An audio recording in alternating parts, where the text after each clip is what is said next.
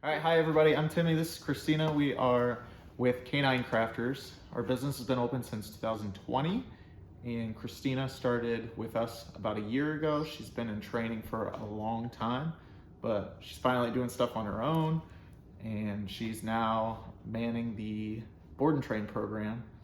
And I'm getting ready to leave for about a year for military stuff. So in the meantime, she's your go-to girl. So we've had some comments on a recent post that we just put up, and some people want to hear how to do some things, how to correct some behaviors, maybe just some general knowledge, what kind of e-collars that we use and that kind of stuff. So we are going to go over some of that. Is there anything else you can think of? Not at this time. I do want to say that training dogs is very rewarding for me. I look forward to getting to meet more of you and working with some of you. So hopefully we get to meet sometime. Well, the reason that the company got into the dog training aspect is I was a police canine handler before this. A lot of you guys know that. Learned how to train my police canine and spent a lot of time doing that. And then I got out of law enforcement to open up my own company, and I was doing a lot of research and learning how to train pet dogs, since I knew a lot about police canine stuff and I really wanted to get into the world of pet dog training. So fast forward to now, I have over 4,000 hours of dog training, and Christina is up around the probably 500 hours mark now. Maybe it's probably more than that. More than 1,000 or something even. Yeah. And so we've spent a lot of time with pet dogs. But the main reason why we wanted to continue this is to keep dogs out of shelters, to let people enjoy their relationships with their dogs. And a lot of people they don't get to have that positive relationship because there's so many issues going on with their dog. And it could be a number of things, like severe separation anxiety, where every time they leave their house, they're coming home to the dog breaking out of the cage or chewing up furniture, chewing up their belongings, peeing, pooping on the floor, whatever. Like, who wants to come home to that? Obviously, it's an issue, and they don't want to maintain the dog because they don't know what to do with it at that point. So that's where we can come in and help stop those behaviors so that they can actually enjoy their dog and their time with their dog again. Because all these dogs getting put in shelters, there are so many dogs that are just killed in shelters just because they're overran. There's so many dogs in there, and they don't have a choice because their staffing is low, their capacity can't handle that many dogs. So we're trying to prevent that. I know that I really enjoy my relationship with my dogs, and if I didn't know how to handle some issues and they got to that point, I wouldn't want to get rid of my dog, but I know that there would be that toss-up, like, well, how much more should I take? And I know you're the same way with your dogs. Absolutely. So that's our main goal, is keep dogs out of shelters and teach people how to make their dogs listen to them again. Absolutely. Building that strong bond and relationship so that you can let your dog live its best life while you get to live your best life with your dog. Yeah. And having the dog as part of the family and not having to deal with those issues that you were dealing with in the past. Absolutely. So we're going to talk a little bit about general behaviors of dogs, like general knowledge. What we do is we highly recommend crate training when you're not home and when you can't keep an eye on your dog, like when you're in the shower or mowing the lawn even. I mean, it might only be an hour, but a dog can do a lot in an hour if they know that they can get away with something. Like if you have a pizza on the counter, then you go outside and mow your lawn, then come back in and now the pizza is all chewed up all over the floor. So if they had the dog in the crate, that would be minimized or prevented. And then what are some other reasons why we do crate training? It creates calmness within the dog itself. It doesn't have that option of pacing around the floor, being confused as to what it's supposed to be doing. When they're in the crate, they have no option other than to lay down and be calm and relax, basically. So it helps with general anxiety. They know that you're there, you're just not present, they can't physically see you. You're there, you're doing work. It lets them understand that sometimes they're going to be inside of the cage when you're home and when you're not home, so they don't always associated with you leaving. Yeah, so that helps with separation anxiety as well. And another big reason is a lot of people that have a dog that will like chew up furniture or stuff out of the trash can, anything like that. That's a huge safety concern for dogs because their bodies can't pass some of the things that they try to chew up. For instance, if they chew up a pillow off of the couch or something, then that gets stuck in their intestines, and it can. And we've had some clients that it's happened to. And these guys are spending $6,000 at the vet just to get those intestines cut out and remove that blockage. Sometimes the dogs don't make it through that. So for me, if I know that there's a chance that my dog's going to chew something up, then I don't want to take that chance when I'm gone because I don't want to come home to a dead dog.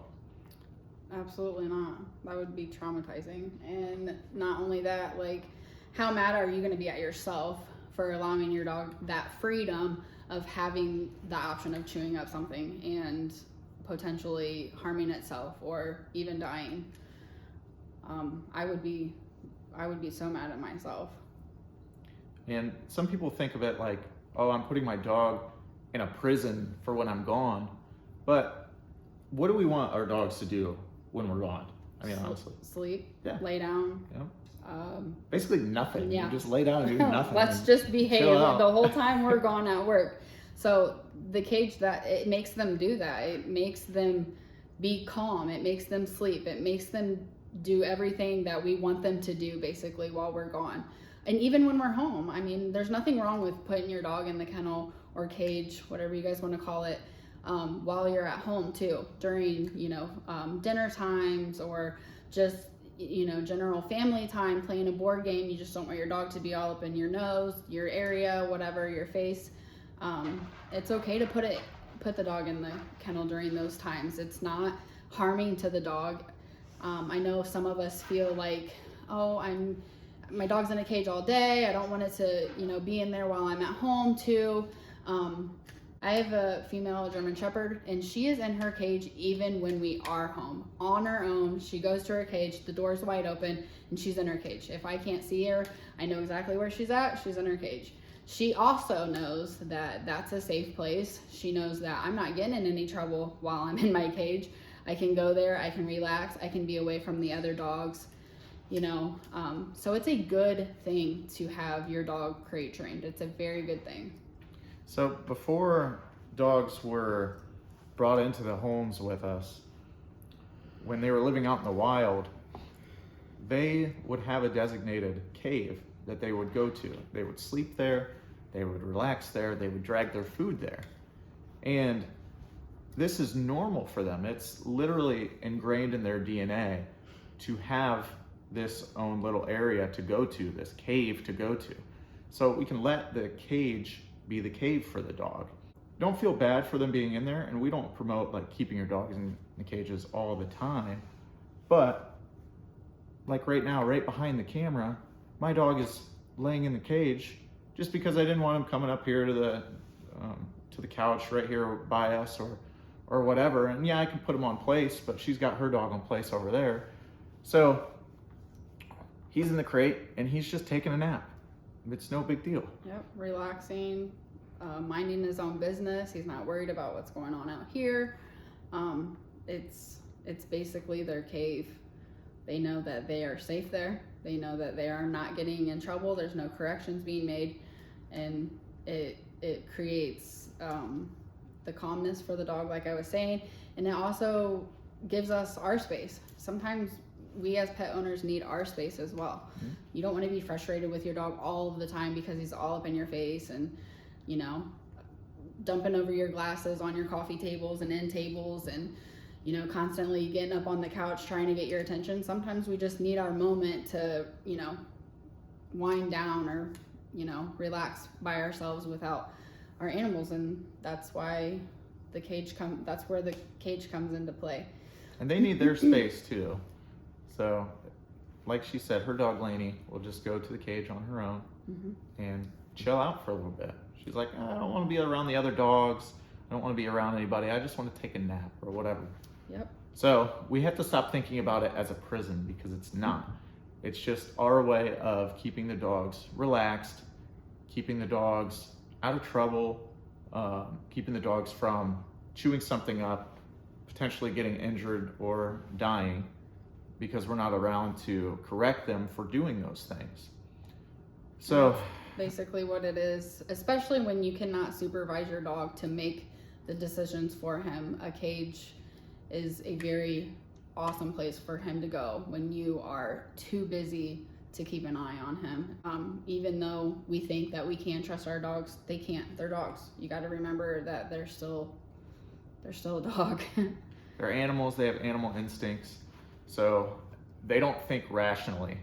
They're not gonna like walk around the house and think like, well, the reason that I'm not gonna chew up this pillow is because I might get injured from doing so. It's like they should just be thinking, if I do that, that's not gonna feel very good because I get in trouble for it. So that's us making the decision for them, just because they've learned from their mistakes in the past. And another thing is, dogs don't have a sense of time. So they're not like laying in their cage, checking their watch every like 15 minutes, like, so when's mom coming home? When's dad coming home? They don't do that. They don't sense time the same way that we do. So if they're in their cage for 15 minutes, then we get home 15 minutes later, but the next day they're in their cage for 8 hours. Like, it's gonna feel like 15 minutes to them regardless. At some point, they're just gonna lay down and relax. For the best outcome for the dogs and for us pet owners, we gotta try not to put our feelings into the mix as much and kind of eliminate our feelings and look at what is best for you and for your dog. I know that before I started dog training, I was very, I don't want to say negative, but I had all of these thoughts and all of these feelings about kennels and, you know, e-collars and, you know, having such a strict structure for my dog. You know, I felt like I was, you know, not giving my dog its best life. But in reality, I was causing more harm than I was good. Because I had no idea that, you know, all of these things, I didn't have the knowledge, or I wasn't fully educated on what a good pet owner really is until I met Timmy. Yeah, so the biggest thing that we can take out of that is don't let the dogs make its own decisions. Remember, I was talking about the pizza on the counter earlier.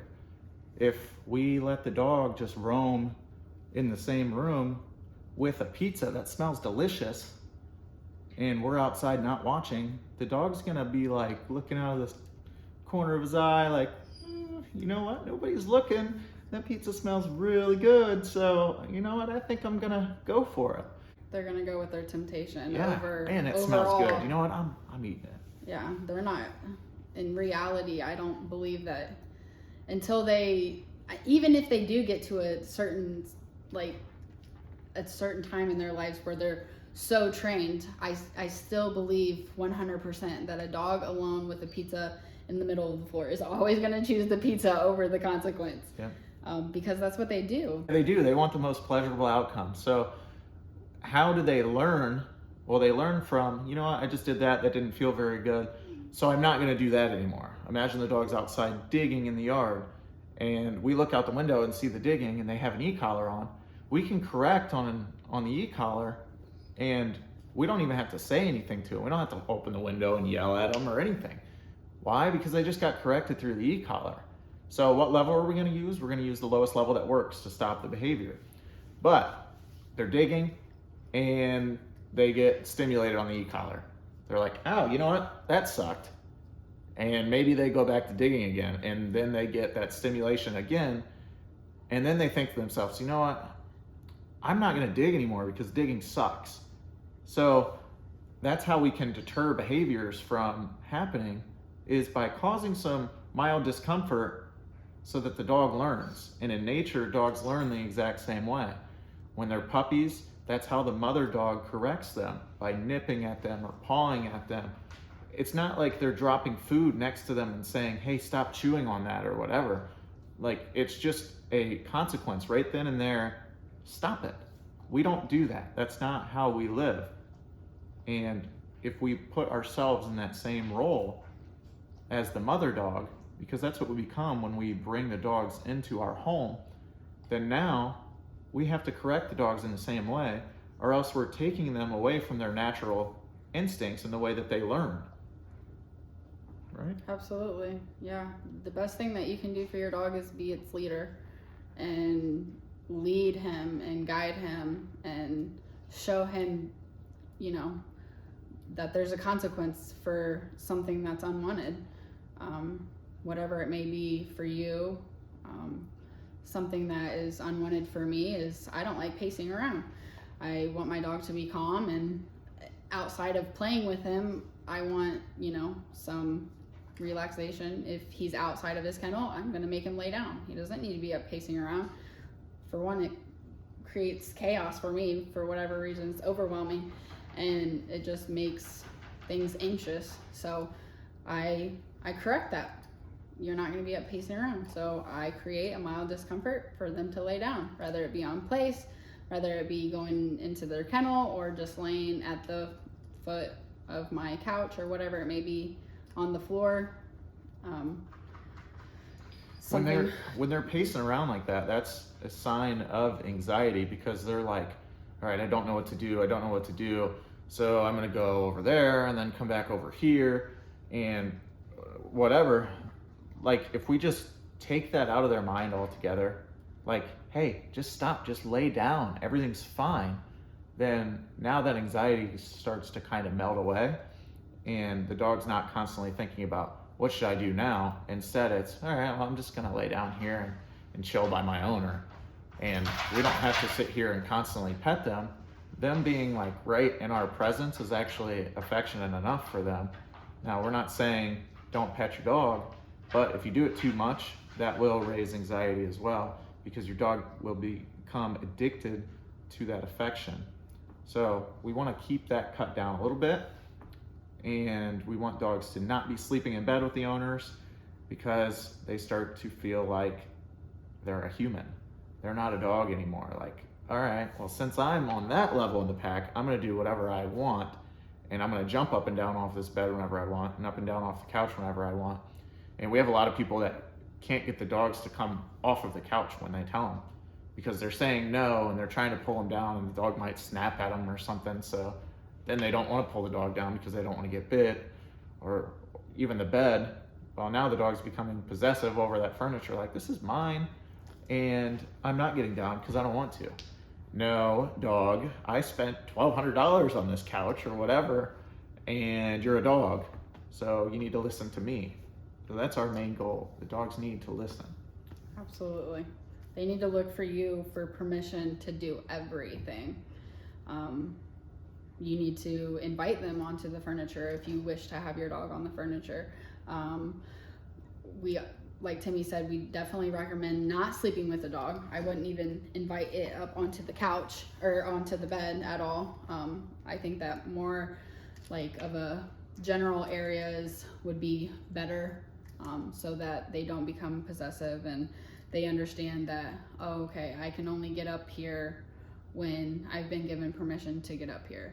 And same goes for basically everything. Letting the dog outside, looking, to you for everything. But every guidance, every direction, the dog needs to look to you.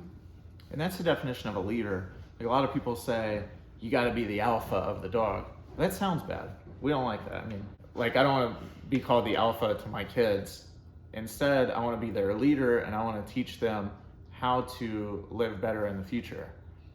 You want to be the influencer, Yeah. the leader, the example. But if someone says, oh, you're the alpha of your children, then now I feel like I'm like some punisher and whatever, and that's not what it's about. Like, my kids have consequences for doing things wrong, just like my dogs do, but I'm not just like correcting just to correct. Right. So when we look at ourselves, we want to be the leader.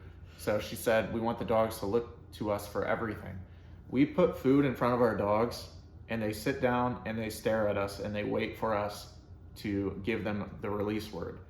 So we use the word free or okay, one of the two.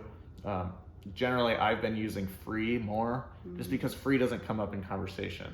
Like, if we're sitting here on the couch talking and she's got her dog on place, then we could be like, okay, well, you know what? I'm getting ready to go to whatever. Well, we said okay, so the dog might now be like, oh, you said the release word, I'm getting up, you know, even though we weren't talking to the dog. But free doesn't really come up in As conversation. often, yeah. So that's why I like it. I do. I use the word free as well. It's a good release word. It gives the dog, it's meaningful to the dog. So in addition to that, when we give the dogs water, they do the same thing. We open the door to get ready to take them outside, or to let them back in from coming or from going to the bathroom or playing outside or whatever. Then they sit there and they look at us because they're waiting for us to give them permission to go in and out. Yes. If the dog wants up on the furniture, we make that decision, because either we want the dog up here on the couch or we don't. It's not up to the dog to jump up and down on their own leisure. Like, all right, we want the dog up here, chill out for a little bit, invite only. All right, come on, buddy, Yep. get up here. Bandit just looked at me like, what? Where are we going? What are we doing? So keep that mindset too. Be the leader. That means make corrections for unwanted behavior, and have the dog look to you for everything. And that will build the dog's respect for you. Yes. It's a huge thing to have your dog, animals respect you. I saw a huge difference after I put my dogs through training, and they started to gain respect for me because I was consistent with my corrections and my discipline.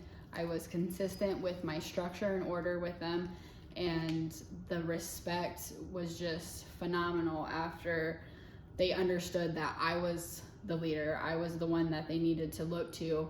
I was who they needed to ask permission for whatever it may be. Getting up on the couch, like Timmy said, going outside, getting in and out of cars, eating, drinking. Sometimes my dogs will even ask for permission if they're allowed to get a bone out of the dog basket that I have. They like come over to me and like, Mom, can I have this? It's really funny, but it's just, now it's all like habit for them. So you taught your dogs how to talk? Well, yeah, with emotion, with expression. But yeah, they definitely will sometimes like, yeah, nudge me, look at the dog basket, and like, and I know what they want. They want their bone. So I'll give them, yeah, okay, whatever, you know, whatever I'm saying at the time. Which my personal dogs don't understand free as much, because when I first put them through Timmy's training, he was using the word okay. Mm-hmm. And then we switched over to free, but now I'm implementing that with them, and they are starting to pick it up. So it's funny because you use both. I hear you say it all the time. You're like, okay, free. And I'm like, all right, well, you can do both. There's nothing wrong with that. And I think it's just habit, because at first with my dogs it was okay, and now I'm like trying to implement it. And I'm pretty sure that I really do it with my training dogs too. Yeah, you do. I've heard you with a couple of them. So, but however, you know, however it works, whatever catches on for you, you want to make it a habit. It needs to be like imprinted into you, so that it's just, you do it out of habit. Like, how many other things do you do out of habit because you've done it for so long? You don't even realize you're doing it because it's just a habit for you now. That's what you need to do with your dogs. You need to make everything a habit and stay consistent and have that structure for them. It's the best thing that you can do for them, really. So then at that point, like, the dog starts getting into those habits too. Like, if they hear you pick up the keys off of the key ring, they know that they're going to go in their cage. Well, they've done it so many times, they just kind of go in there cage. on their own. Absolutely. And then you shut the cage door, no problem. Yep. I don't like leaving on an excited note, like, I'll see you later, Fluffy, bye. You know, I don't like that, because now you just got your dog all excited just for you to walk out the door. Right. And the dog is like overall heightened, and now it's gonna be harder for the dog to calm down. It's gonna take a little bit longer. And then same thing when we get home, I don't come in the door screaming and super praiseful or whatever. I like to let the environment kind of settle down when I first walk in the door. So the dogs might be a little bit excited and they're up like shaking their butts and hitting the cage or whatever. I'm like, all right, chill out, lay down, you know, whatever. They lay down, they settle down for a minute, and then after the environment calms down, I'll go and let them out. And when we open the cage door, they need to wait for permission to come out of there as well. That way they're not just blowing through us as soon as we open the door. Tumbling you over, you know, jumping up on you. And it's also really good for that purpose alone, making them calm down after you are coming home from work all day, or picking up the kids from school, or whatever you're doing. You just got home from the grocery store. Like, you want to give that opportunity for the dog to calm down so that they aren't overly excited and jumping up on everybody and in everybody's face. And it gives everybody that, you know, time to like come in, settle down, let the dog out. Now we're good, it's calm, he's collected, and you can praise him or pet him or show him that, you know, hi buddy, give him that calm hello, basically. Yeah, and we have a lot of people that have issues with that. As soon as they get home, their dog like basically attacks them because they're not crated when they're gone. Then they walk in the door and the dog's jumping all over them or jumping all over their kids or whatever, just because the dog is so excited to see them. And that doesn't excuse it. Like, jumping is not okay, because as dogs get bigger, kids start getting knocked over, or smaller people get knocked over, or older people get knocked over. And I've talked to a lot of people that have like broken bones from getting knocked over from their dogs, falling down the stairs from their dogs. I was talking to an older lady in Lowe's, and she actually had a dog pull her down her concrete stairs. She hit her head on every single stair and couldn't get up. She had to call an ambulance to come and pick her up. Now, she didn't need like stitches or anything like that, thank goodness, but it's that easy for a dog to hurt somebody. And whenever we think about like a dog hurt somebody, the first thing everybody thinks of is, oh, someone got bit. Mm-hmm. And that's not the case. Like, emergency rooms, a lot of them will tell you that there's more people that get knocked over by their dogs than actually get bit by dogs when it comes to injuries from dogs. So keep that in mind. With jumping, the biggest thing the dog is trying to do is engage with you. It's just trying to say hello in its own way. So if we give the dog any type of attention, what's going to happen? They're going to get more excited. They're going to continue with the jumping, the, you know, the roughness, the rowdiness. It's just going to continue on. The more attention that they get, even if it's bad attention, it's going to continue. So even if you're like kicking it, or like not I don't want to say kicking it, harming it, but like you're pushing it away from you, you're using your leg or your arm, that's attention. You're giving it attention. It's negative attention, but you're still giving attention. So they are still continuing to do what you don't want them to do, basically. So the best thing that you can do for in the act, especially if you don't have like a tool to correct it, is to not show any kind of attention at all. Don't give eye contact. Don't give them any kind of body language. Basically ignore it, walk away until you can have a better option for a correction. Yeah, because at that point, the dog's thinking, you know, I'm jumping all over them, but I'm not getting anything from it. Like, they're not looking at me, they're not talking to me. There's nothing pleasurable about it. Yeah, they're not gaining anything. So imagine a teenager that isn't really getting much attention from the parents. Then they start to act out a little bit, right? Maybe they start sneaking out at night or whatever, talking back. The main reason that they're doing that is probably because they're not getting any attention. Right. So even though they know they're going to be like disciplined for doing these bad things, it's still attention. It's better than nothing, right? Right. So the dog's kind of the same way. Well, at least I'm getting something out of this.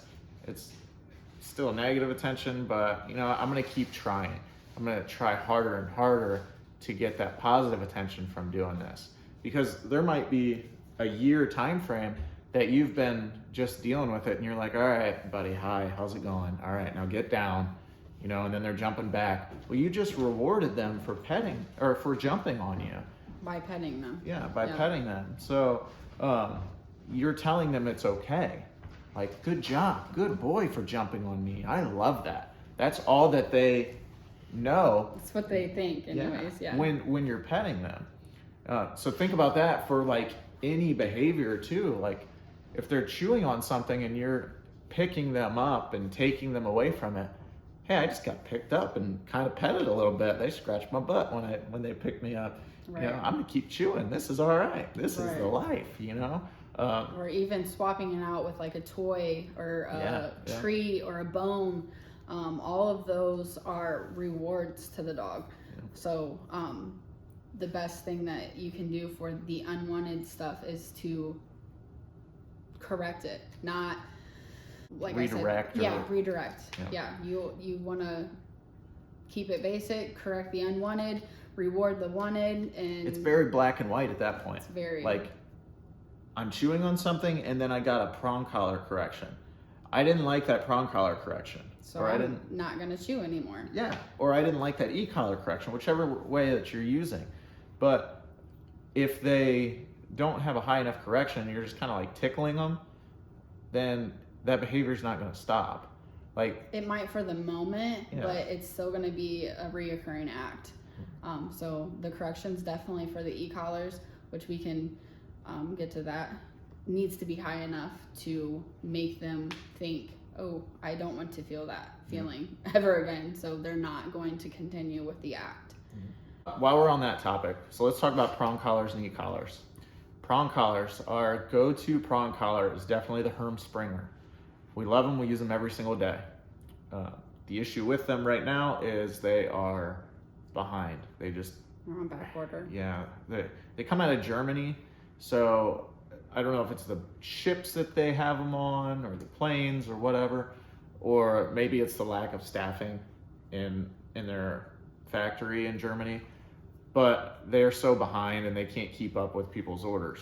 So we can find some here and there, but we're finding that they're harder and harder to come across. So if we can't get a hold of a Herm Springer, then our second option is a Titan collar. Titans are pretty good, but we've had some issues with the Titan collar. I've had some fall apart on me. I've never had a Herm Springer fall apart on me. It's just the better quality of prong collars. So you basically get what you pay for when it comes to prong collars and e-collars. The cheaper you go, the less consistent it's going to be.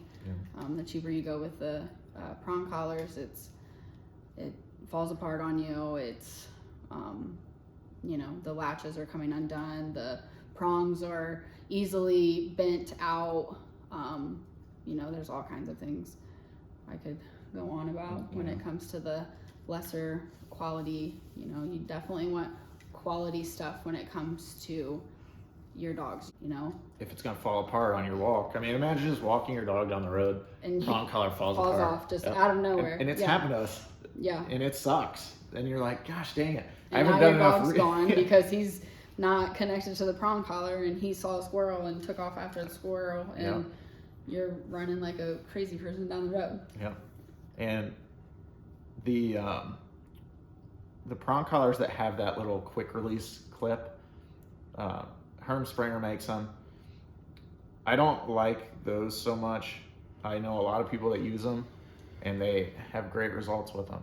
But I've had those ones fall apart on me before just because they can get tapped up against with a leash or whatever, and just that quick second of compressing the spring and now it can fall apart. So I like to stay away from those. Just use the traditional prong collar. Learn how to squeeze them, pull them apart, or what you can do with the Hermspringers is replace one of the Springer plates that you'll see on there with a metal buckle. You can get them on Amazon or Do you have whatever. one I don't available have right one now? right now. Use them all up, but those are nice because the metal isn't gonna break, and I think you can spend like $5 or $10 for a metal buckle on Amazon last time I checked. A lot of them come in like 3 or 5 packs too, so you can buy a couple of them and sell them to us. I don't care, or your friends or whatever. But the nice thing about prong collars is they correct all the way around. It's not like the dog's just getting corrected right here on the throat and that's it. They constrict equally all the way around whenever you do a pop on the leash. So why don't people like them?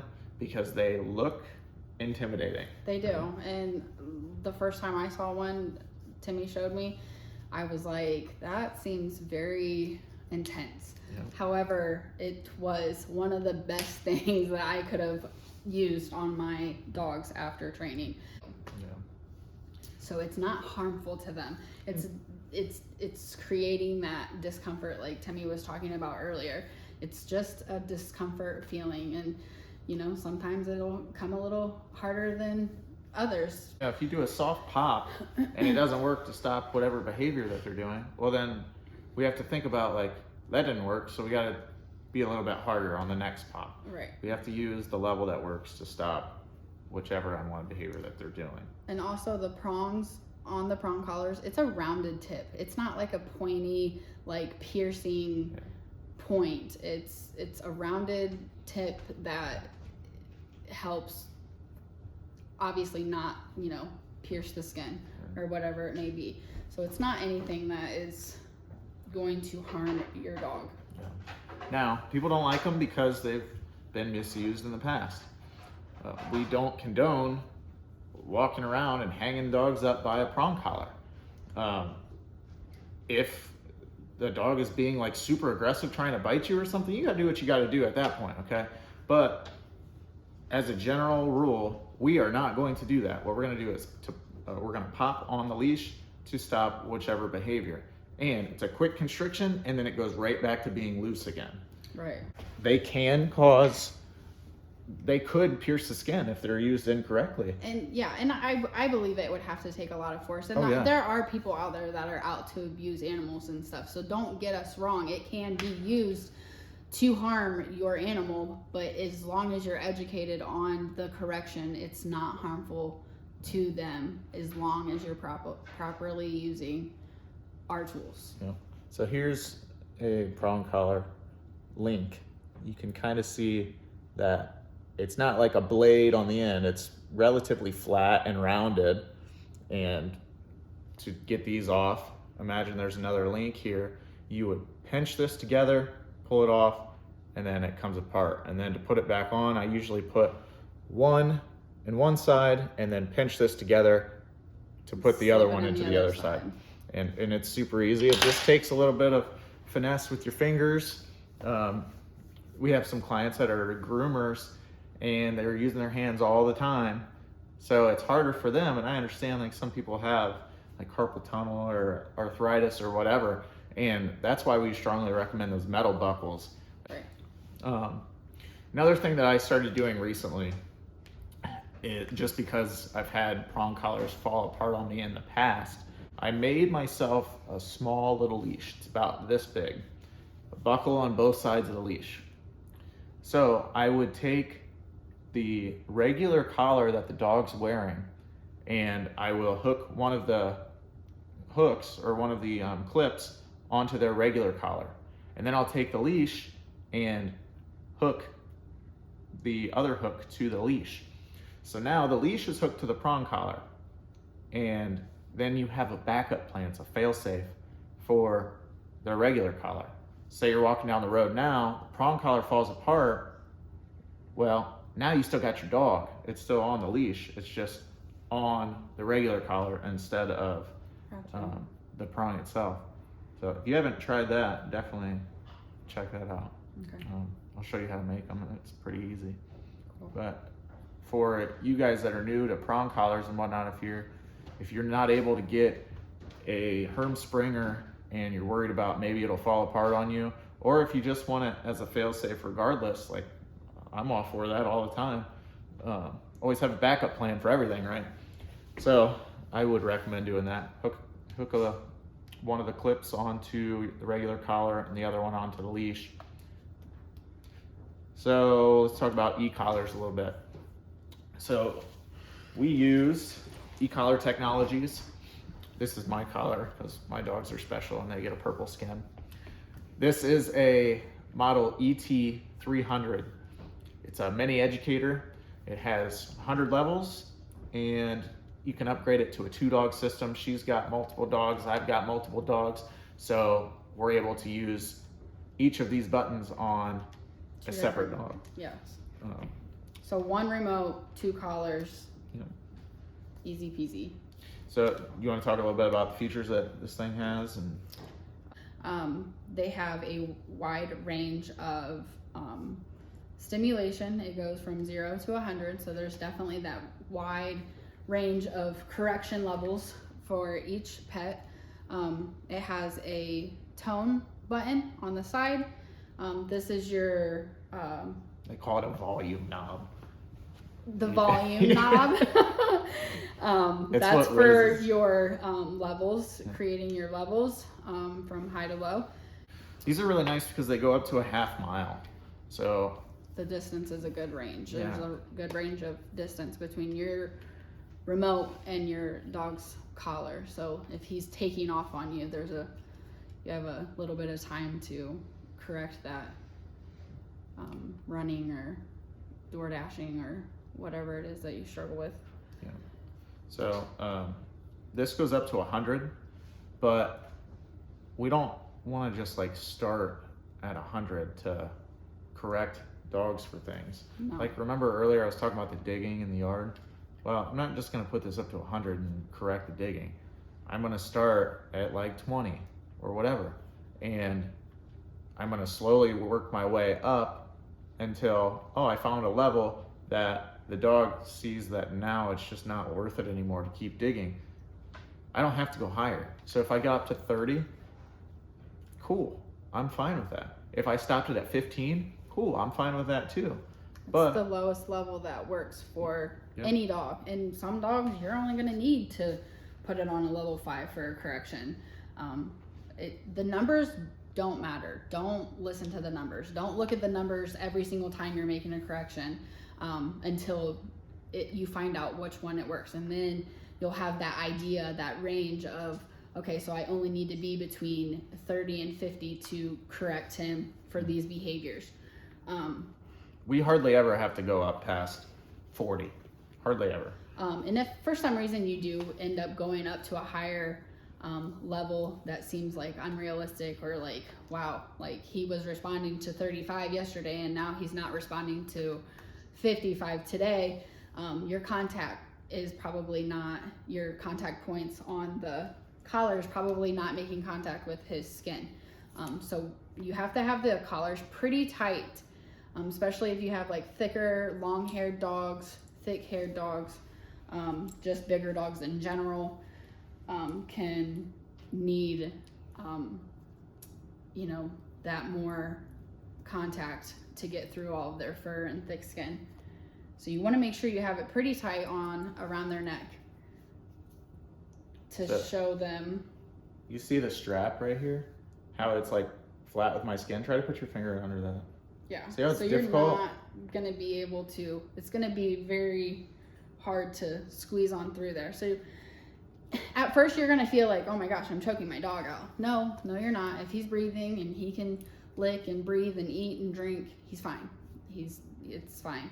However, you do need to rotate the e-collar every 3 to 4 hours to prevent pressure sores on your dog's neck, which is like a scab, and then it'll just eventually callus over. However, we still don't want those happening to our dog on a regular basis. So make sure you rotate, and you never put the collar on its neck or right on the back of its spine. It only needs to be on the what'd I say? You said the neck. That's fine. It does go on the neck, on the throat area, excuse me. But on the sides of the neck, behind the ears are a really good place. That's pretty sensitive for the dog, is right behind the ears, I've noticed. Yeah. For a lot of dogs, And it responds really well. The contact points, like I still have this on. See how it's difficult for me to get my finger underneath here? That's how we want it to be on the dog, because they have fur that these have to fight through. So if we don't have it that tight, then they aren't going to be able to feel it. So we have a dog named Bandit, the Husky Shepherd mix. He's got super long fur. So at first, when we first bought these things, we were just trying out these contact points here, the stock contact points. And we were just cranking this thing down as tight as we could on his neck to where, like, we were like, all right, if we tighten it any more than that, he's probably not gonna be able to breathe. And he would do something wrong in the yard, and we'd be trying to correct him, and we're up 40, 50, nothing. And we got to like 75, and then he's and jumps 4 feet off the ground. Why? Because the contact was inconsistent. So he wasn't able to feel it through his fur until those high levels came. And then once he did feel that correction, it was just an unfair correction. It was way too high for what he was doing. Man, I can't even remember. He was probably like sniffing poop or getting too close to the road, or, you know. We're just cranking it up, zapping him. So they make long hair extensions for these.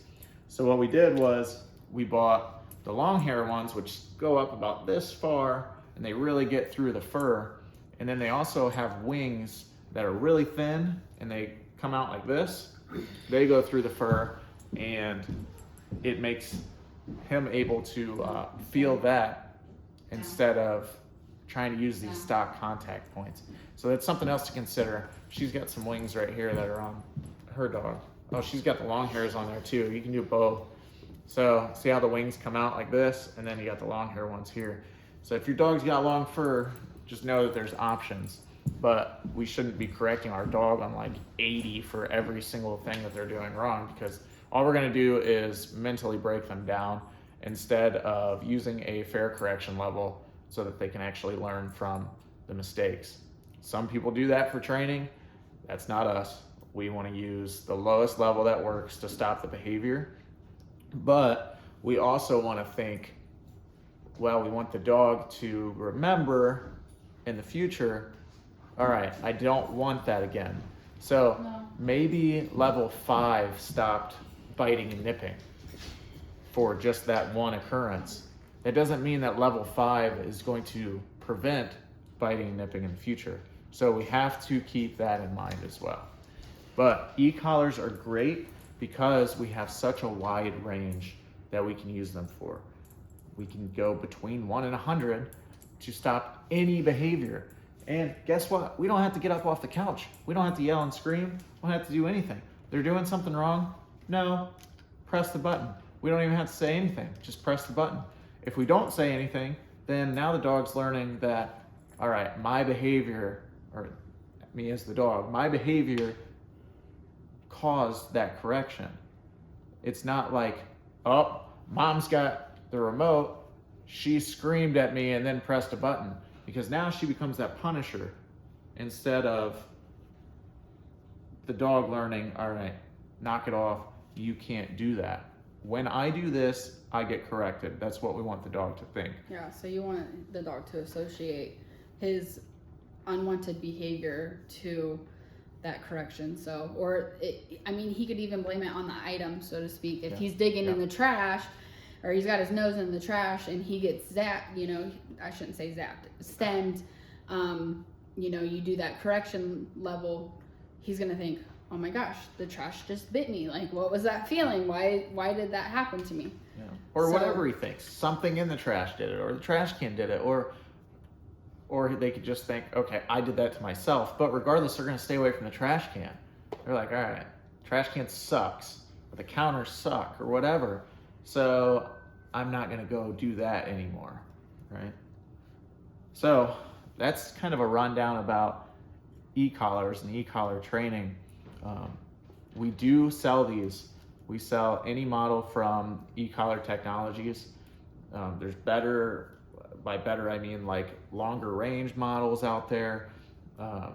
There are models that are even stronger than this. It's a lot of times for working dogs, but I've had some dogs that are just tough dogs, and they stubborn, and they can handle the they can just handle the stimulation. So there's stronger like stimulation power or whatever behind like the e-collar that you can get. They also make like finger buttons for these, so you don't have to like take the remote out of your pocket or whatever.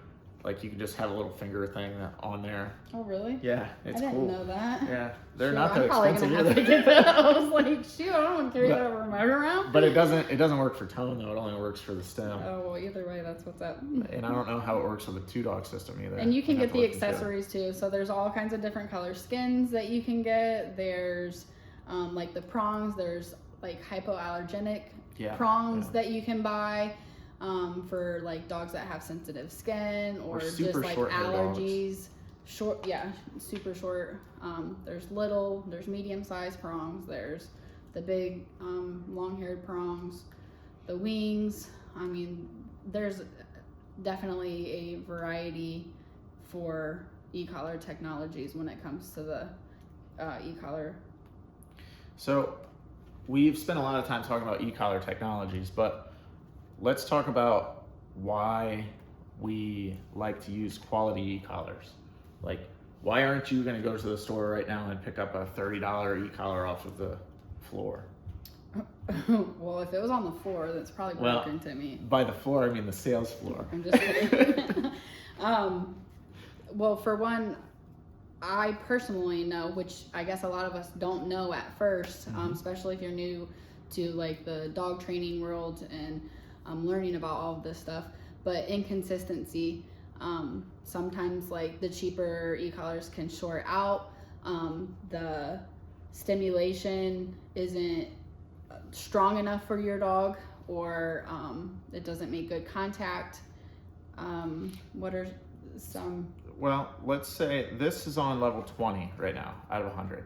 Okay, I know from my experience with these, as well as in-depth research with these, that level 20 means level 20 on here.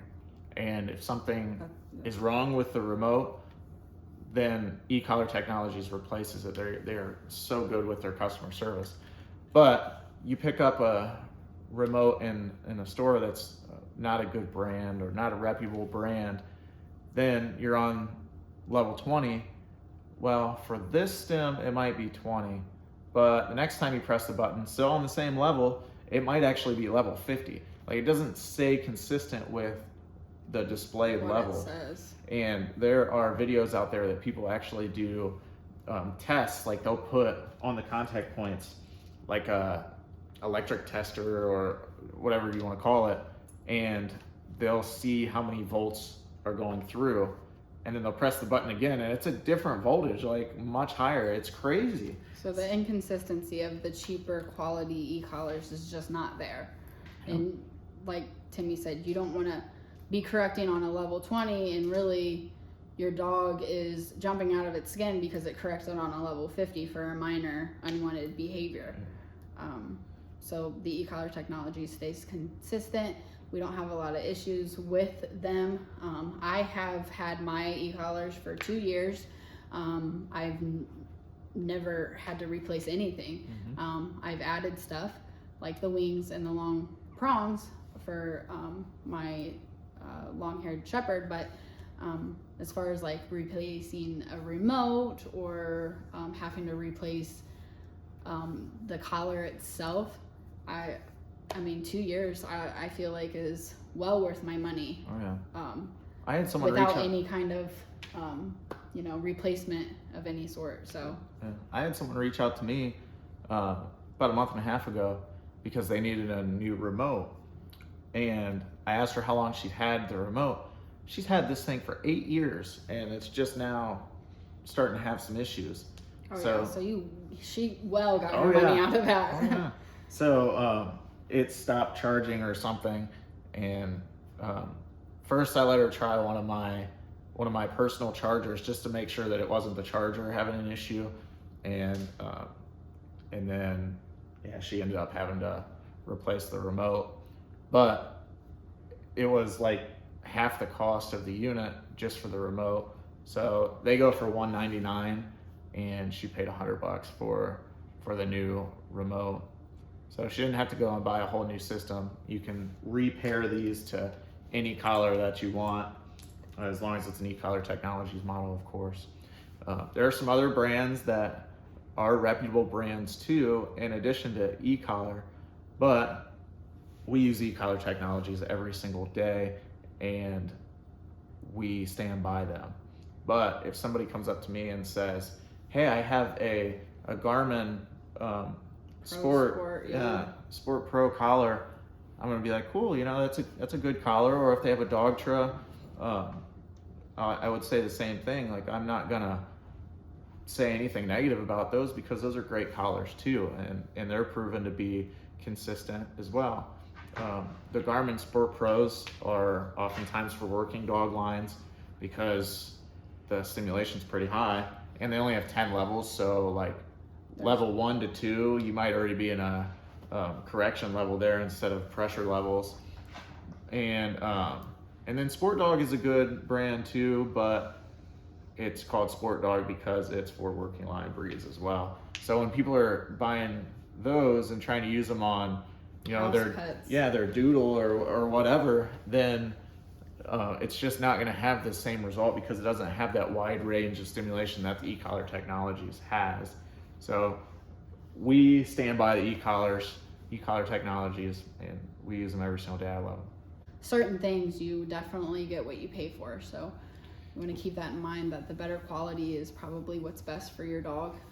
If you're interested in the E-Collar system, that's E-Collar Technologies is the way to go for sure. That's definitely highly recommended through us. And a lot of those cheaper models, they're not waterproof either. Like, we can send our dogs out in the rain or out to swim in the lake or whatever, and they're wearing the E-collars and it's no problem.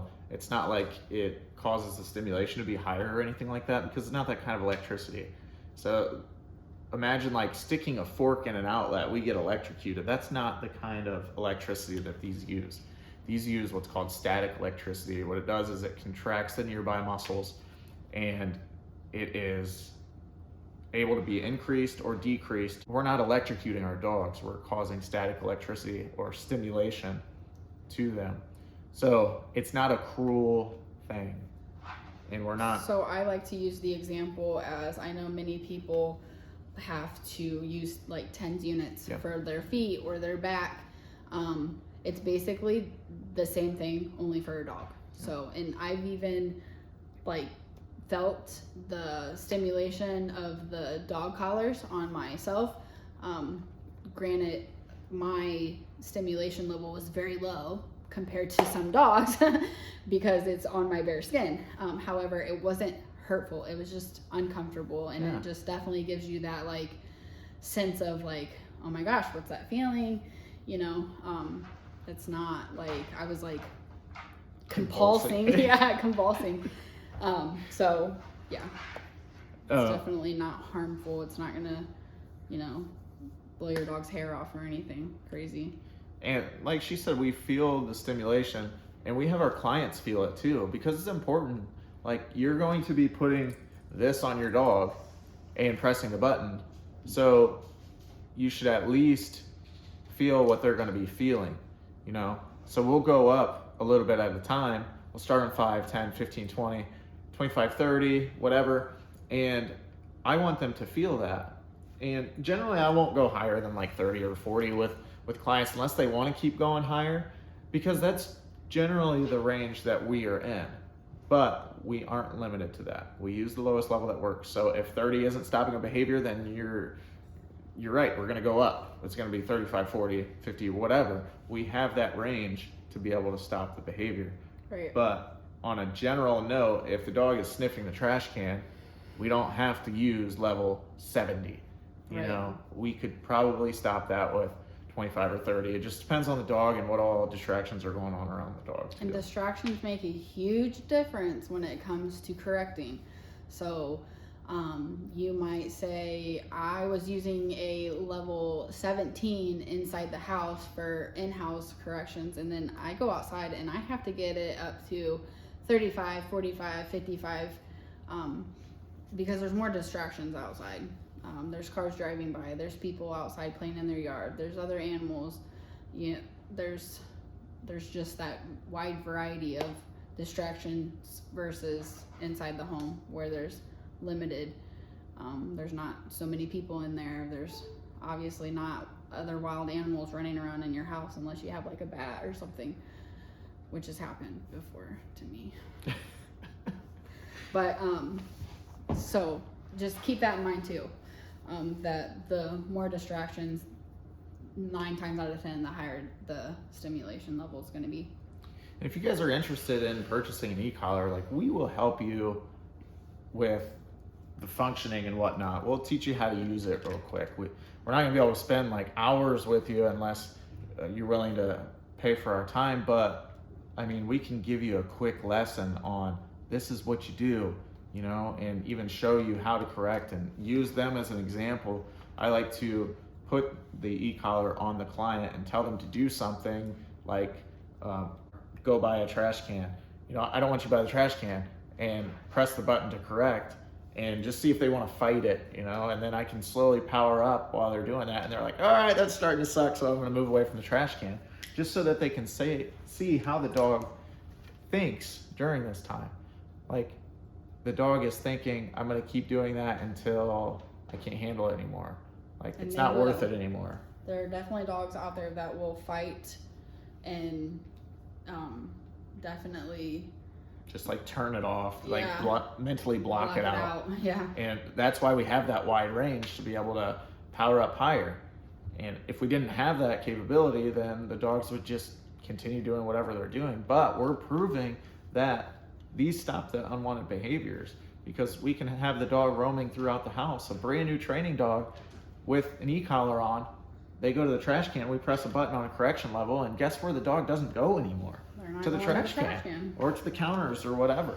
So we like to teach the owners that too. Like, we can sit outside and look through a window, and the dog will go up to the counter, and we can correct out the window or through the window, because the dog's learning from its own mistakes. Right. And Or the object itself. Yeah. Like I said earlier, oh, I'm sniffing the trash can and I get this feeling. The trash can bites me. I'm not going to go buy the trash can anymore. yeah. So, Or we can even take it a step further than that, and we do this with our training. We set up Wi-Fi cameras in the area that the dog is, and we'll barricade so that the dog can't like sneak into other rooms or whatever, and leave distractions out for the dog. And we will drive down the road, because these go a half mile, so we can just drive a block down the road. Dog thinks that we left, but we're watching on our phone on the Wi-Fi camera, and they go over to the trash can because there's peanut butter in there or whatever, or there's a pizza on the counter, so they're getting up on the counter and we're correcting them. They can't blame us when we're not there. right. They can't. Which So then in return keeps a good relationship between you and your dog. yeah. It's not consistently thinking that my owner only corrects me, or, Yeah. whatever they associate it with. It keeps your bond between your dogs stronger if you're not, if you take yourself out of the situation. You just basically eliminate yourself verbally and let the tools do the correcting for you. It's so much simpler. Yeah. Stop yelling at your dogs. If you're going to say anything, say a calm no and follow it up with a correction. Yes. But if you say nothing and correct them, that is perfectly okay, Yes. because they learn from their own Their- mistakes. Mhm. We're going to talk about a couple more things, and then we're going to go for now. One, how we want to live with our dog, what we want to do. We want to limit freedom, we want to limit human affection, and we want to hold the dog accountable for doing things wrong. And then we also want to touch a little bit on potty training. So, limiting freedom. How many of our clients come through that have fenced-in yards, in-ground electric fences, or live on a farm with lots of acreage, and their dogs are doing free roam? Yeah, Yeah, that's freedom. That's a lot of freedom. But I mean, most of them, more right? than half Yeah. definitely have a fenced-in yard or the electric fence. Yep. It lets the dog have more freedom than it should. Yeah. And there's nothing wrong with fenced-in yards. There's nothing wrong with electric fences. However, you just want that form of correction, that tool to be able to correct some unwanted behaviors. Yeah. Some, pet owners just open the door and let their dog go out, and it basically gets to do whatever it wants without any consequence of barking at the neighbors or growling at the neighbor kid or fence fighting with other dogs. Yeah. Lunging at the mailman walking by. There's all kinds of things that the dog can do that we as pet owners don't want to happen, but we just don't have the knowledge to be able to correct at that point. So knowledge and tools. Yeah. So when we say limit freedom, we're not saying your dog's not allowed to go in a fenced-in yard, okay? But don't keep them out there for too long, for one, because then they start to feel like they need to protect the yard. This is my yard. I've been out here for a long time, so clearly it's my job to protect this area. That's very common with the in-ground fences because the dogs can go right up next to the road, and people walk their dogs by the yard, and the dogs are like, "Don't you come in my yard," or whatever they're saying, But if we had an e-collar on them at the same time, and we're looking out the window, they start to bark at someone, and we correct. Well, when they realize that their behavior is causing that, then what happens? They stop doing that stuff. Right. So when they're left in the yard all by themselves for any period of time and not held accountable for doing things wrong, whatever behavior that they're doing, digging, barking at people, chasing animals like squirrels or chickens or whatever, if they aren't corrected for it, that's not going to get better. It's going to get worse. Really worse. Especially especially barking at people, growling at people, that will get worse, and it does. And then you're going to get to the point where your dog is biting people. Yeah. Someone comes over to watch the ball game with you, and just because your friend came over to the house or the mailman came to your house, now they're getting bit. Correct your dog when that stuff happens, or else it will get worse. There is no redirecting the dog from barking or growling. It's no and correct, or just correct, knock it off, and they'll think, all right, you know what, the act of growling, barking at people sucks. I'm going to stop doing that. Right. Reactivity, meaning whenever they see something else and they react to it, a lot of times it happens on leash because they feel like it's their job to protect the owner or their property. So resource guarding goes into that as well. But it's 100% behavioral. It's not a psychological thing. Like, we can stop it, and we do stop it. When they're doing this, correct them, and the behavior changes with repetition. Yep. So that's what we say about limiting freedom. Also, let's talk about in the house. Dogs free roaming the whole house. Say you have a cat. The dog sneaks off into the basement or wherever you keep the litter box and is sitting there eating the cat droppings out of the litter box. That's gross. And then they come up they come up and lick your face after that, like, "Hi, Mom." And you can smell it on them, and then you gotta go wash your face because that's gross. But that's just one example of limited freedom so that the dog can't do that. Keep it in the same room as you, keep the dog supervised. If you can't supervise the dog for any reason, showering, mowing the lawn, whatever, put the dog in the crate. Mm-hmm. Just put them in the crate. They will stay off of your counters. They will not chew on your couch. They will not go eat cat poop or whatever because they don't have the opportunity. Whatever it is, yeah, you're eliminating the whole opportunity to do those unwanted things. Nobody wants to come out of the shower after you just took a nice shower, you're all clean and rejuvenated, and now you got to pick up a whole trash can full of dirt and coffee grounds and whatever leftover food from last night. Like, yeah, or I'm some clean. dogs, they'll sneak into the other room and they'll like pee on something or poop. Like, they know that they're not allowed to do it. That's why they sneak in the other room. Yeah. But if we keep them from doing that, then those kind of behaviors don't happen.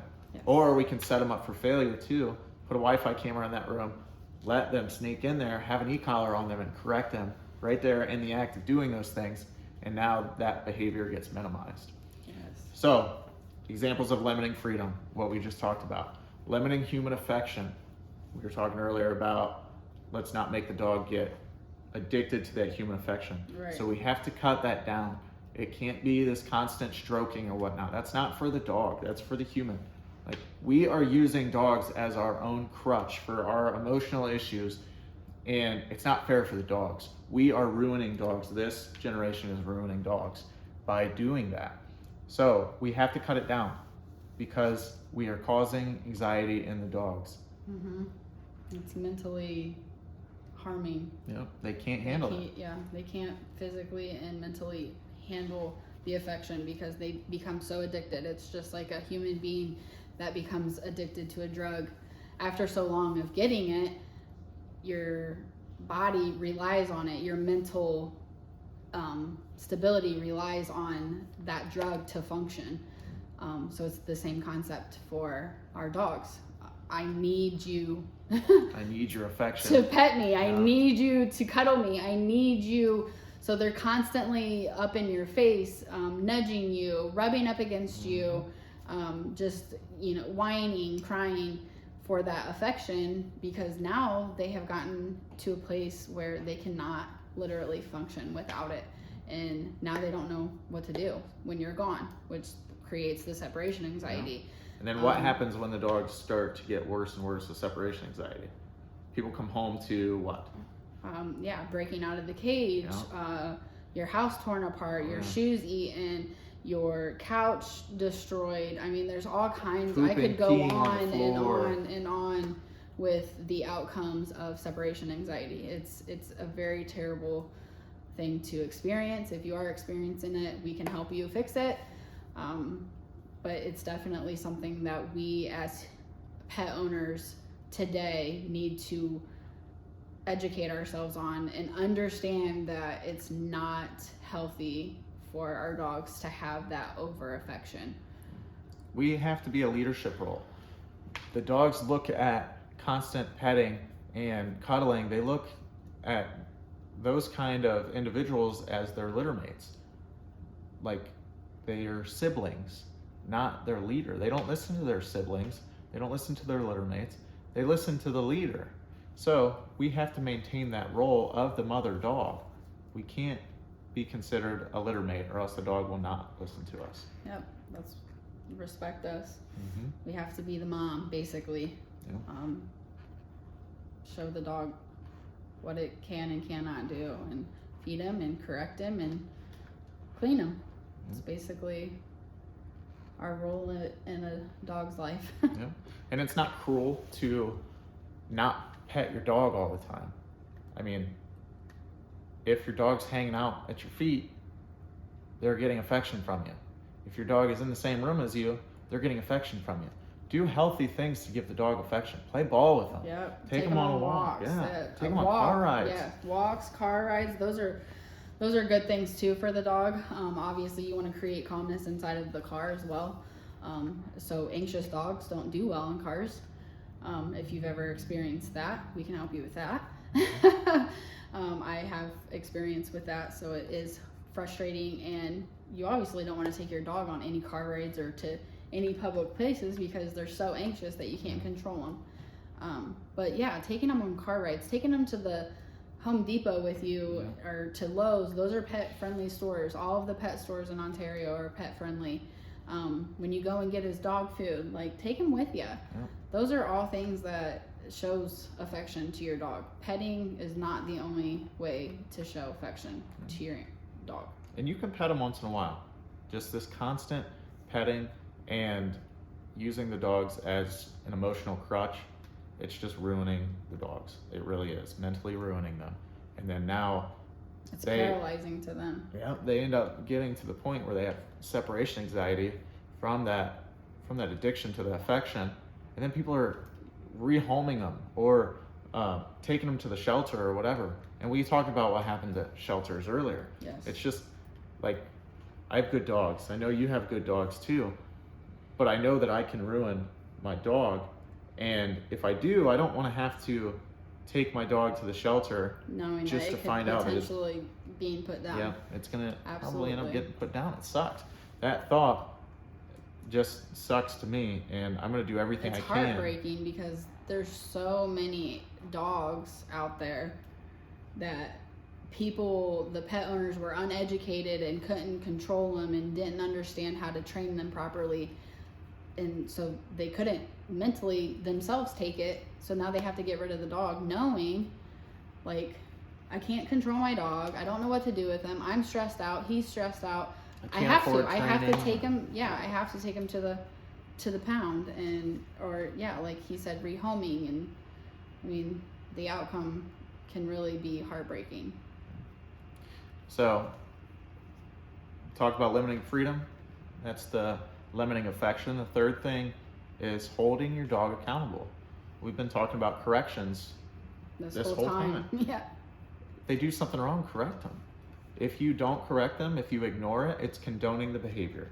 If they're chewing up your couch and you're just sitting there looking at them doing it, then the dog is thinking, it's okay for me to do this because I'm not being stopped. And remember this, when you get puppies, you might find something cute or cuddly with your puppy when you first bring it home. However, those cute and cuddly things that you find interesting or funny at the time is not going to be funny when they are an adult dog. Yep. Because now you're expecting more out of them, for one, because now they're grown. So nip those little things in the butt as soon as you bring your puppy home. You know, like, I know that puppies like to nip and nibble on you when you're being playful. Correct that kind of stuff, because you don't want your puppy thinking that it's okay to bite your kid, even though you know he's playing, but it can be harmful to a child. We don't use e-collars on puppies under 6 months, at least for corrections. We can do pressure stuff with them, but generally we just wait until they're 6 months for all of it. But they're just not mentally ready for the corrections on the e-collar yet. Some dogs mature a little bit sooner than others, but on a general note, we're going to start around 6 months for e-collar corrections.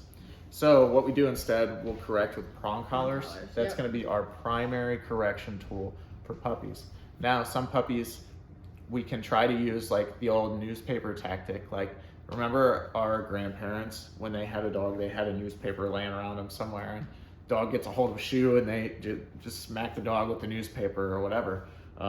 We're not condoning abusing dogs or beating them, but smacking your dog with a newspaper is not one of those things. Like, that's okay. Yeah, basically. it usually works. Another thing to keep in mind is you don't want to correct with the same thing as you give affection with. So like using your hands or your arms as a correction tool can also cause submission in your dog. So every time you lift your hand, your dog is cowering down because you've used your hand multiple times and smacked it on the nose for correcting an unwanted behavior. So that's where that's why we like to use, you know, like the newspaper tactic and rolled up towels with rubber bands wrapped around them as what we call a bonker.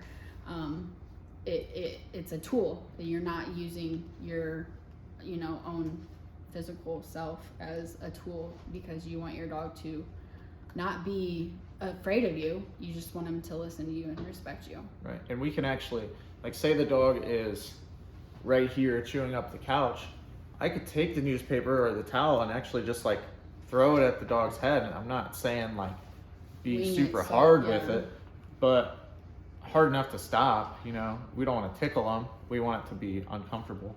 So just know that there's other options out there for puppies. Especially for the puppies, yeah.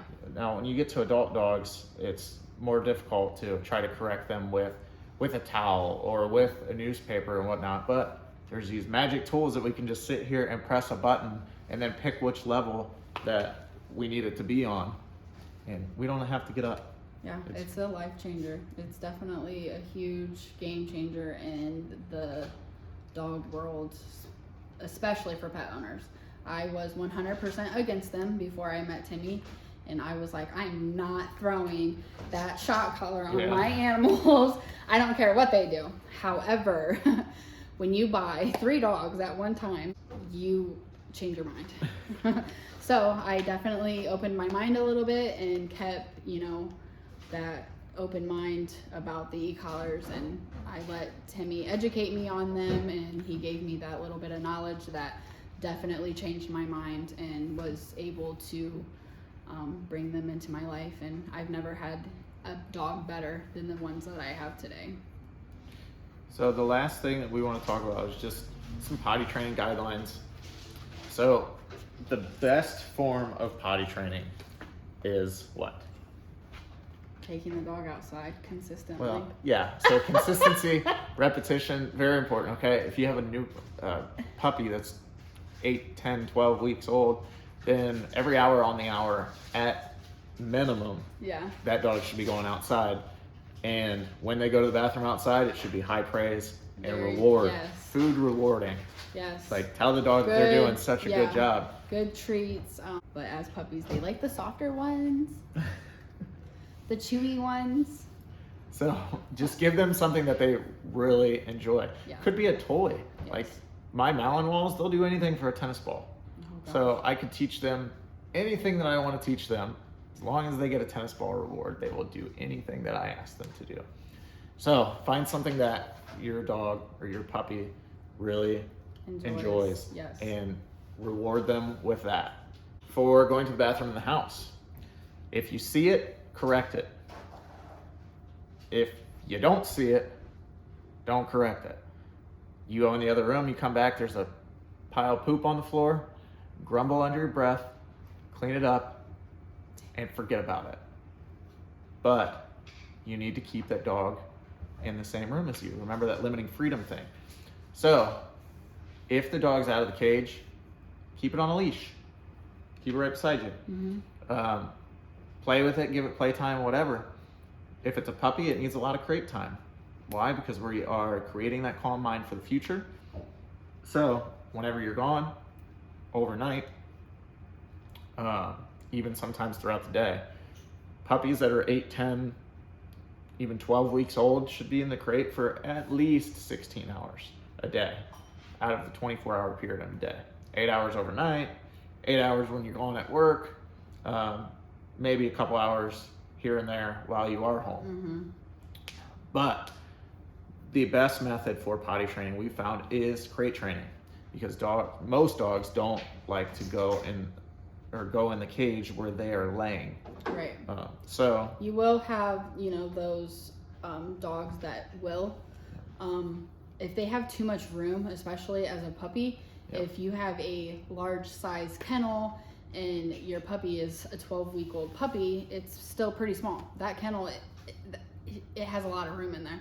So if you, the majority of the larger kennels come with a divider, you can shorten the length of the kennel by using the divider and give it enough room to basically lay down, and they can turn around, lay down, and that's all the room that they need. It helps with definitely potty training, keeping them from going to the bathroom inside the kennel. Yeah, so that is your best method. If you are really struggling and they're still going to the bathroom on the floor, even though you're correcting, when they're out of the cage, then you might have to take a step back and just give them more crate time. Like, there's nothing wrong with going a couple weeks and your dog spending most of its life in a cage until this potty training stops, if there's that much of an issue. Like, what's a couple weeks when you have 15 years with the dog? Absolutely. But yeah, look at the bigger picture, look at the future, look at how you really want your dog to be in a couple of months versus right now. Yep, the puppy stages are rough from time to time. And yep, it's cute and it's cuddly and you want to play with them and you want to do all of that puppy stuff. However, it's okay. It's okay to let it live its life in that kennel for, like Timmy said, 2 or 3 weeks. If It's needed. got a you know, it doesn't 15-year have to be that way. lifespan, and what's that 3 weeks in a couple of months? It means nothing. You're just educating the dog at that point. But if you stay consistent with whichever method that you're using, like if you just keep the dog on a leash and whenever you're home and the dog's not going to the bathroom on the floor or anything because it's on that leash, well, keep doing that. And then reward outside. Take them outside, high rewards, and you keep up with that repetition every hour on the hour, every half hour, or whatever that you need to do. Limit food and water. Limit food to like once a day, twice a day, something like that. Puppies generally twice a day because they just need more consistent feeding times. But the water is a big thing. Like just generally 1 pound of body weight means 1 ounce of water, or 1 ounce of water. If the dog weighs 20 pounds, 20 ounces of water for the day is sufficient. Now, if you go on a run with the dog, they're going to need some more water, of course. But just pay attention to that as a general rule.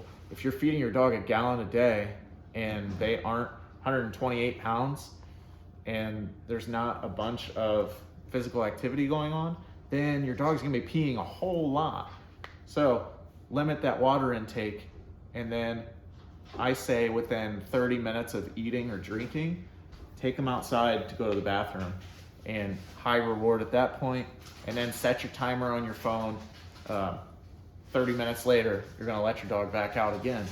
Just you can be consistent. also pay attention to body language of the dog as well. If you have it out of its kennel and it starts getting restless, moving, the minute it wakes up from a nap, take it outside. Like I said, movement.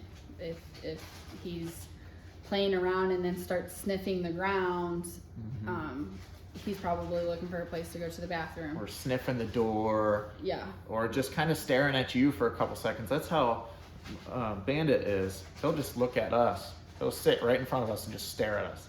We're like, dude, what's your problem, man? Quit being weird. And then my wife's like, he probably needs to go out. Okay. So every dog's gonna have its little thing that it does, and just pay attention to that.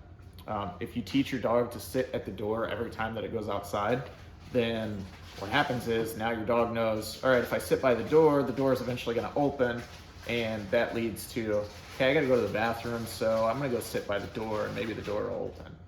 So you're just teaching your dog. That means when you have to go out, when you gotta go to the bathroom, go sit by the door. Yep.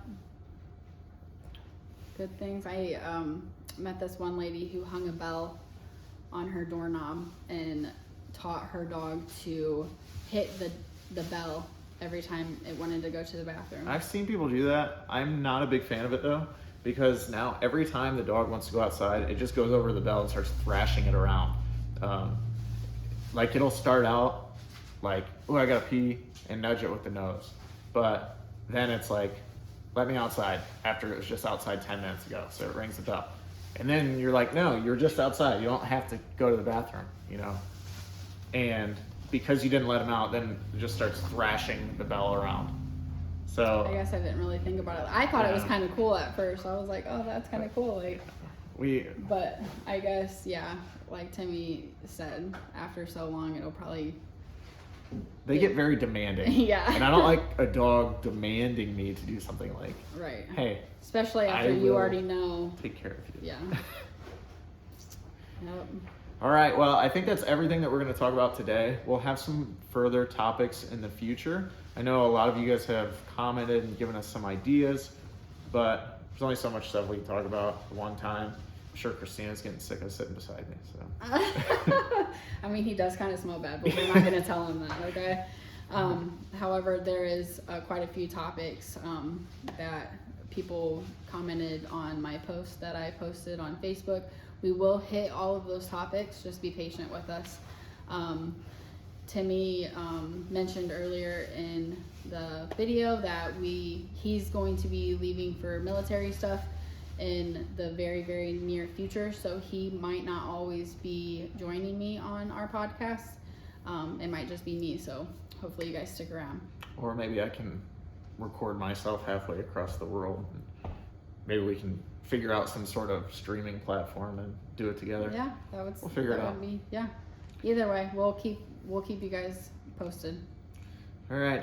Well, hope everybody's doing well, and looking forward to educating you guys further in the future. Yep. Take Don't care. forget to reach out if you have any questions.